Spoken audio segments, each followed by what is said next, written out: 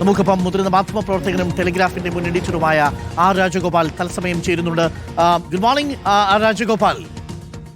Good morning Rajagopal, ഇപ്പോൾ അതിൽ ഡൽഹിയിൽ നിന്ന് റിപ്പോർട്ട് ചെയ്യുന്നതനുസരിച്ച് എന്തെങ്കിലും വിവരങ്ങൾ താങ്കൾക്ക് കിട്ടിയിട്ടുണ്ടോ? പോലീസ് ഇത് വീണ്ടും പരിശോധിക്കുന്നു, ഇന്ന് തന്നെ ഒരുപക്ഷെ അക്കാര്യത്തിൽ ഒരു തീരുമാനമെടുത്തേക്കാമെന്ന്. ഇന്നലെ രാത്രി ഞാനും ഇങ്ങനെ അറിഞ്ഞിരുന്നു, ഔദ്യോഗികമായിട്ടൊന്നും അറിഞ്ഞിട്ടില്ല.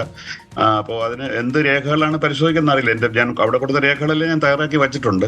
പക്ഷേ ഞാൻ പറഞ്ഞില്ലേ, നമ്മുടെ രേഖകളിൽ ഇനി എന്തെങ്കിലും പുതിയ സ്പെല്ലിംഗ് മിസ്റ്റേക്ക് കണ്ടുപിടിക്കുകയോ അങ്ങനെ വല്ലതും ഉണ്ടോന്ന് അറിയില്ല. അപ്പോൾ ഇത് ഈ സംഭവം കഴിഞ്ഞ ശേഷം നമുക്ക് എന്തെങ്കിലും പറയാനൊക്കുള്ളൂ. ഈ ശ്രീ രാജഗോപാൽ, അങ്ങയുടെ മേൽവിലാസം മാറിയിട്ടില്ല, എനിക്കൊന്ന് ബാലിഗഞ്ചിൽ തന്നെയാണ് അങ്ങ് ഇപ്പോഴും, അല്ലേ? അതേ മേൽവിലാസം തന്നെയല്ലേ? ഇതേ മേൽവിലാസത്തിനാണ് 20 വർഷം മുമ്പ് എനിക്ക് ആദ്യമായിട്ട് ഞാൻ ജീവിതത്തിൽ പാസ്പോർട്ട് എടുക്കുന്ന ഈ അഡ്രസ്സിൽ നിന്ന് തന്നെയാണ്. ഇപ്പൊ 2005 2015 ഇതേ അഡ്രസ്സിൽ നിന്ന് വീണ്ടും പുതുക്കി, വീണ്ടും ഇപ്പോൾ 2026 ഇതേ അഡ്രസ്സിൽ നിന്നാണ് ആപ്ലിക്കേഷൻ കൊടുത്തതും. നേരത്തെ 2 തവണയും പോലീസ് ഇവിടെ വീട്ടിൽ വന്നായിരുന്നു പോലീസ് വെരിഫിക്കേഷൻ ചെയ്ത്. ഇത്തവണ എന്തുകൊണ്ടെന്ന് അറിയില്ല, എന്നെ പോലീസ് സ്റ്റേഷനിൽ വിളിപ്പിച്ചു. അതിനുശേഷം സെക്യൂരിറ്റി കൺട്രോൾ ഓർഗനൈസേഷൻ അവിടെ പോകാൻ പറഞ്ഞു. ഇതെല്ലാം ഒരുപാട് സമയമെടുത്താണ് അവർ ചെയ്തിരിക്കുന്നത്. അതായത് ഇപ്പൊ ഞാനിപ്പോ ബയോമെട്രിക്സ് കഴിഞ്ഞിട്ട് മനഞ്ഞാന്ന് 2 ദിവസം കഴിഞ്ഞ വെള്ളിയാഴ്ച 100 ദിവസമായി. അപ്പോൾ അങ്ങനെയായിരുന്നു ഈ 100 ദിവസം. ഈ അങ്ങേ സെക്യൂരിറ്റി കൺട്രോൾ ഓർഗനൈസേഷൻ, ഞാൻ മനസ്സിലാക്കുന്നത് അത് പാകിസ്ഥാൻ, നേപ്പാൾ, മറ്റ് ഇടങ്ങളിലെ പൗരന്മാരുമായി ബന്ധപ്പെട്ട പ്രോസസ്സ് ചെയ്യുന്ന, ഒരുപക്ഷെ പൗരത്വം തന്നെ സംശയിച്ചേക്കുന്ന ആൾക്കാരുടെ കാര്യങ്ങൾ കൈകാര്യം ചെയ്യുന്നതല്ലേ ഈ സെക്യൂരിറ്റി കൺട്രോൾ ഓർഗനൈസേഷൻ? അതെനിക്ക് സത്യം പറഞ്ഞാൽ ഇന്നലെ മാധ്യമ റിപ്പോർട്ട്, ഉല്ലേഖിന്റെ ഒരു റിപ്പോർട്ട് കണ്ടപ്പോഴാണ് എനിക്ക് അതിനെക്കുറിച്ച് അറിയില്ലായിരുന്നു. ഞാനത് ഒരു പാസ്പോർട്ട് വെരിഫിക്കേഷൻ സെന്റർ എന്ന ഒരു ധാരണയിലാണ് പോയത്. അപ്പൊ ഇന്നലെ ഞാൻ ഒരു റിപ്പോർട്ട് കണ്ടായിരുന്നു, നമ്മുടെ മലയാളി തന്നെ ഉല്ലേഖ് റിപ്പോർട്ട് ചെയ്തപ്പോഴാണ് എനിക്കതിനെ കുറിച്ചുള്ള എനിക്ക് അറിയില്ലായിരുന്നു അത് കാര്യം. ഞാനത് കണ്ടപ്പോഴാണ് ഞെട്ടിപ്പോയത്. കാരണം മറ്റ് ഒരു സംസ്ഥാനത്തും ഈ SCO ആ രീതിയിൽ പ്രവർത്തിക്കുന്നില്ല. മാത്രമല്ല, നമ്മളൊക്കെ പാസ്പോർട്ടിന് അപ്ലൈ ചെയ്യുമ്പോൾ അങ്ങ് പറഞ്ഞതുപോലെ നമ്മളുടെ മേൽവിലാസം ഒരു പോലീസ് ഉദ്യോഗസ്ഥൻ വന്ന് തിരക്കി അത് ക്ലിയറൻസ് ചെയ്ത് മറ്റേതെങ്കിലും കേസുകളുണ്ടോ തുടങ്ങിയ കാര്യങ്ങൾ നോക്കിയാണല്ലോ പോവുക. അതിനും അപ്പുറത്തേക്ക് SCOയിലേക്ക് പോകാനായിട്ടോ അതുമായി ബന്ധപ്പെടാനോ ഒരാളോടും ഇതുവരെയും പറഞ്ഞിട്ടില്ല. അല്ല, പക്ഷെ ഒരു കാര്യമുണ്ട്. എനിക്ക് ആദ്യം 2005 പാസ്പോർട്ട് ആദ്യമായിട്ട് ഇഷ്യൂ ചെയ്യുന്ന സമയത്ത് ഞാനും എൻ്റെ മകളും ഒരുമിച്ചാണ് പറ്റുന്നത്. അപ്പൊ എൻ്റെ മകൾക്ക് കുഴപ്പമില്ല, എൻ്റെ പാസ്പോർട്ട്, മകളന്ന് കുട്ടിയായിരുന്നു, എൻ്റെ പാസ്പോർട്ടിന് വേണ്ടി അന്നും എൻ്റെ അടുത്ത് SCO എന്ന ഓർഗനൈസേഷൻ പോകാൻ പറഞ്ഞു. പക്ഷെ അന്ന് വളരെ വ്യത്യസ്തമായ ഒരു സ്ഥാപനമാണ് ഞാൻ കണ്ടത്. വളരെ ഇൻഫോർമൽ ആയിട്ട് അവരെൻ്റെ വെറുതെ ഒരു മിനിറ്റ് പോലും അവിടെ നിർത്തിയില്ല. അവർക്ക് എന്തോ ഒരു കൺഫേം ചെയ്യണമെന്ന് പറഞ്ഞു. അതിനുശേഷം ഇത്തവണ പോയപ്പം അത് അവിടെ എല്ലാം മാറിയിരിക്കുകയാണ്. ടോക്കൺ വേണം, അതിനുശേഷം ഞങ്ങൾ ഒരു മുറിയിൽ നിന്ന് മറ്റൊരു മുറിയിൽ കൊണ്ടുപോകുന്നു. യാതൊരു സുതാര്യതയുമില്ല.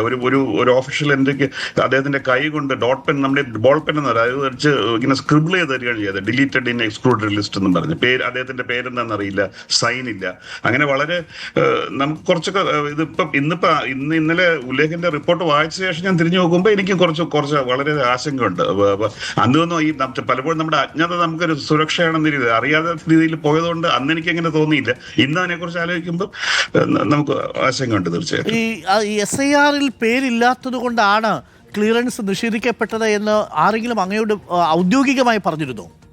അതെ, ഔദ്യോഗികമായി ബൈ റിട്ടേൺ റൈറ്റിംഗിൽ എനിക്ക് regional passport office June 17 email വഴിയും രജിസ്റ്റേർഡ് പോസ്റ്റ് വഴിയും ബൈ റൈറ്റിംഗ് അവർ എക്സാക്ട് വേർഡ്സ് ഇതാണ്: adverse report, police adverse report has been received citing SIR deletion എന്ന വാക്കുകളാണ് വ്യക്തമായിട്ട് പ്രിന്റ് ചെയ്തത്.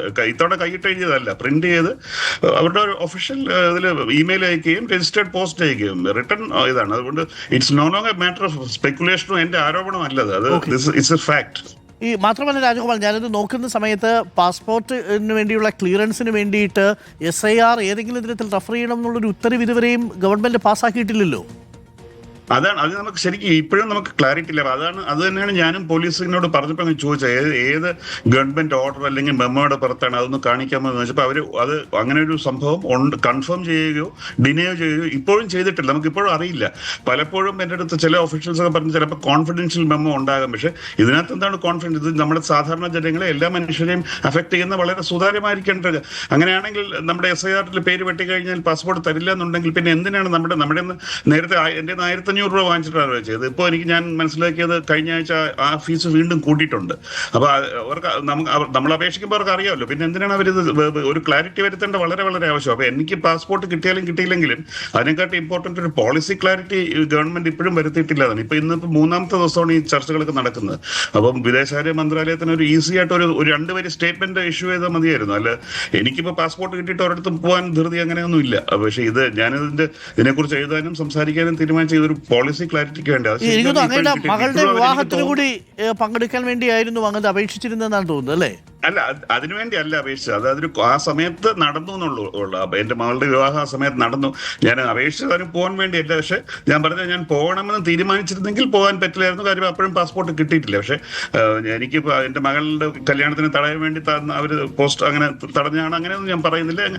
ഇതുമായിട്ട് ഞാൻ ഒരു വരി അതിനകത്ത് സൂചിപ്പിച്ചതുള്ളൂ. കാര്യം അത്രയും പ്രധാനപ്പെട്ട കാര്യം നമ്മൾ സൂചിപ്പിച്ചില്ലെങ്കിൽ പിന്നീട് ആളുകൾ പറയും നിങ്ങൾ അതെന്തിനും ഒളിച്ചു വെച്ചൊന്നും. അതുകൊണ്ട് അപ്പൊ ഞാനൊരിക്കലും പറയുന്നില്ല എന്നെ തടയാൻ വേണ്ടി, അങ്ങനെ കല്യാണത്തിൽ നിന്നും തടയാൻ വേണ്ടി അവർ ചെയ്താണെന്നോ. കല്യാണം ശരിക്കും പറഞ്ഞാൽ ആ സമയത്ത് ഞാൻ പോകാനുള്ള പ്ലാൻസ് ഫൈനലൈസ് ചെയ്തത്. എന്റെ വൈഫ്, കുട്ടിയുടെ അമ്മ പോയായിരുന്നു. ഞാൻ പോകുന്ന കാര്യം ഫൈനലൈസ് ചെയ്തിട്ടില്ലായിരുന്നു സത്യം പറയണേ. അപ്പൊ അതിനകത്തൊരു ഞാൻ വരി അങ്ങനെ അതിനിടയ്ക്ക് അത് ഏപ്രിൽ 17 കല്യാണം നടന്നത്. ഞാൻ ഫെബ്രുവരി 27 അപ്ലൈ ചെയ്തത്. അപ്പം ഏപ്രിൽ കല്യാണം നടക്കുമ്പോഴും എനിക്ക് പാസ്പോർട്ട് ഇല്ല. അതൊരു വസ്തുതയാണ്. എനിക്ക് പോകണമെന്നുണ്ടായിരുന്നെങ്കിൽ പറ്റില്ലായിരുന്നു. ഒരു കാര്യം കൂടി, അപ്പൊ ചുരുക്കത്തിൽ അങ്ങയുടെ പാസ്പോർട്ട് ഒരു പക്ഷേ ഇന്നിപ്പോ മുഖ്യമന്ത്രി അടക്കം ഇടപെട്ടിട്ടുണ്ട്, വാർത്തയാവുകയും ചെയ്തു. കൽക്കത്ത പോലീസ് ഇന്നത് ക്ലിയർ ചെയ്ത് തരുമായിരിക്കും.